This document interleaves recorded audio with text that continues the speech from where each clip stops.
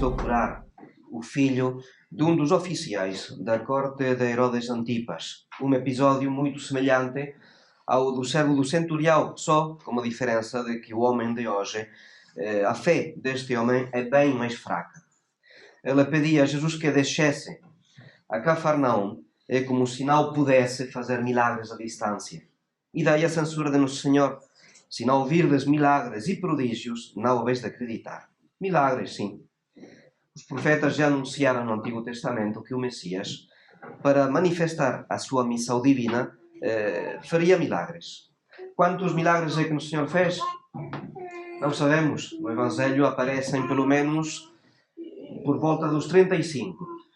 Mas temos frases, como a frase de São Lucas: ao pôr do sol, o povo trouxe a Jesus todos os que tinham vários tipos de doenças, e ele os curou, impondo as mãos sobre cada um deles. E os evangelistas têm frases deste tipo, em que o Senhor fazia milagres, um após o outro. São João acaba o seu evangelho a dizer: Jesus realizou na presença dos seus discípulos muitos outros sinais milagrosos, muitos outros milagres que não estão registrados neste livro. Então, não sabemos quantos milagres é que o Senhor fez, mas com certeza que fez muitos. O que é um milagre? Etimologicamente vem do latim, significa milagre tudo aquilo que é maravilhoso, que excita, de alguma maneira, admiração, que se apresenta como um efeito inesperado que nenhuma causa ordinária pode explicar. Isto é o que o milagre, no seu sentido etimológico, no sentido estrito, e a definição que dá os manuais de teologia, é um facto sensível, extraordinário, produzido por Deus. Por outras palavras, é um efeito que não pode ter nenhuma causa natural, nenhuma natureza criada. E são três as condições para que possamos falar de milagre. Primeiro, sensível. Para ser uma prova irrecusável da intervenção divina, segue-se que o fenómeno tem de ser percebido pelos nossos sentidos.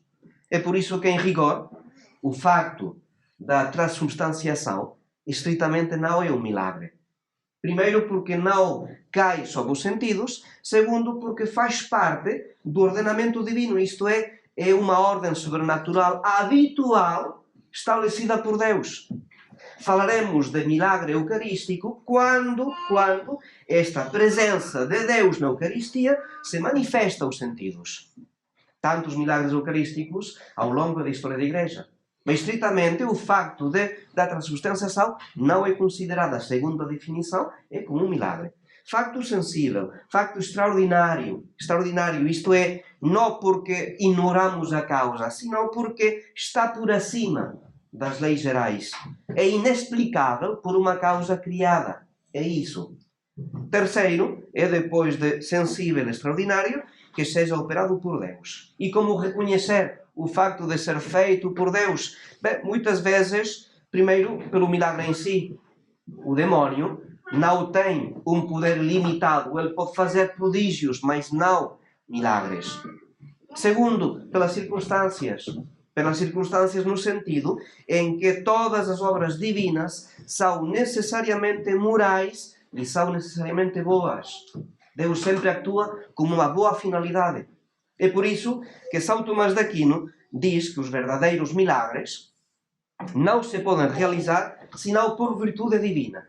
E então Deus os faz para a utilidade do homem, e isto de dois modos, e vai dar duas pistas. Primeiro, para a confirmação da verdade anunciada. O milagre tem como finalidade confirmar esta verdade. Segundo, para manifestar a santidade de alguém. Então, confirmar a verdade anunciada. Temos o caso, por exemplo, na vida de São Domingos de Gusmão. Quando ele estava em Fanjeau, na França, teve de lidar com os cátaros. E então, como não chegavam como os líderes cátaros a nenhuma convicção da sua parte, do seu erro, então decidiram apelar ao que chamava a prova do fogo, na Idade Média.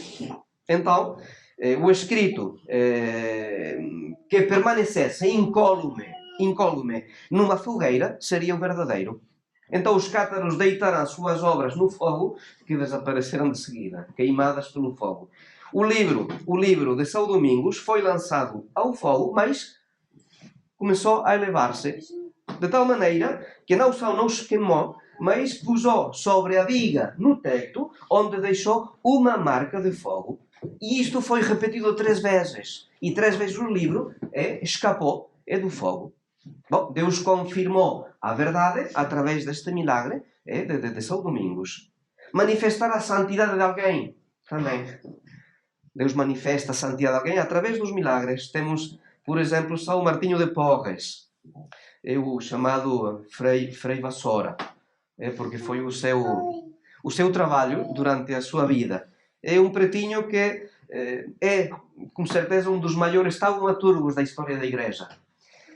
Devido ao número de pessoas que se aproximavam do convento para pedir falar com Frei Martim, os seus superiores tinham proibido fazer milagres. Proibiram-lhe fazer milagres. Então, São Martinho, um dia, andando por uma das ruas de Lima, viu um andamio onde estão os trabalhadores Mas este andaime cedeu, e um dos trabalhadores caiu no vazio. O que fazer? Não? Tenho proibido fazer milagres, mas este homem vai espancar-se no chão. Então, deixou o homem suspenso no ar e então foi procurar a permissão do superior para fazer um milagre. E com a permissão do milagre, então, com a permissão do superior, voltou para o lugar e acabou o milagre. E o pobre homem, bom, graças a Deus, guardou a vida. Então, é isso. O Senhor confirma a verdade através dos milagres. O Senhor confirma também a santidade da vida destas personagens. Os milagres, por definição, são raros. E, por definição, também pertencem só à Igreja Católica. Não temos milagres fora da Igreja Católica. Da mesma maneira que Deus operou milagres no Antigo Testamento no povo eleito, e só no povo eleito, também os milagres aparecem só no novo povo eleito, que é a Igreja Católica. Não há milagres fora da Igreja Católica, porque Deus não pode confirmar o erro e o pecado com verdadeiros milagres. Poderemos ver prodígios mais atribuíveis ao demónio, não a Deus. Os milagres só na Igreja Católica. E é surpreendente ver que os israelitas se tenham comportado como fizeram, apesar das maravilhas que Deus operou neles. É porque as leis da natureza foram suspensas diante dos seus olhos repetidamente.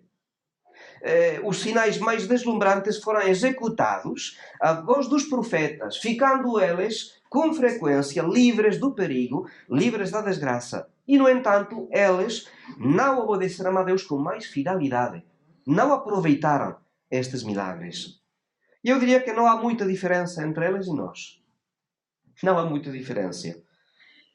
Por que é que Judas continuou a ser avarento na presença do próprio Cristo?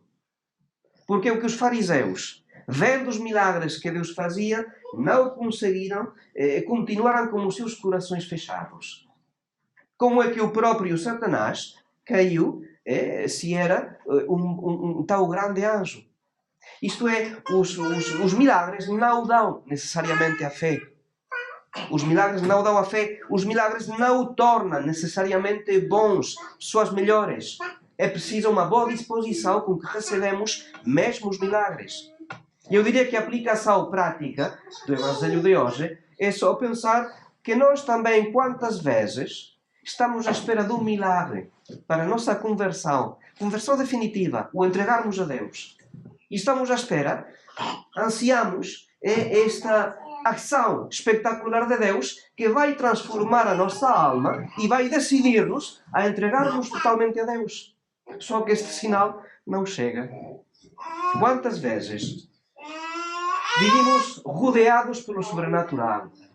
A nossa santa religião vive rodeada continuamente pelo sobrenatural. Estamos imersos no mundo de Deus.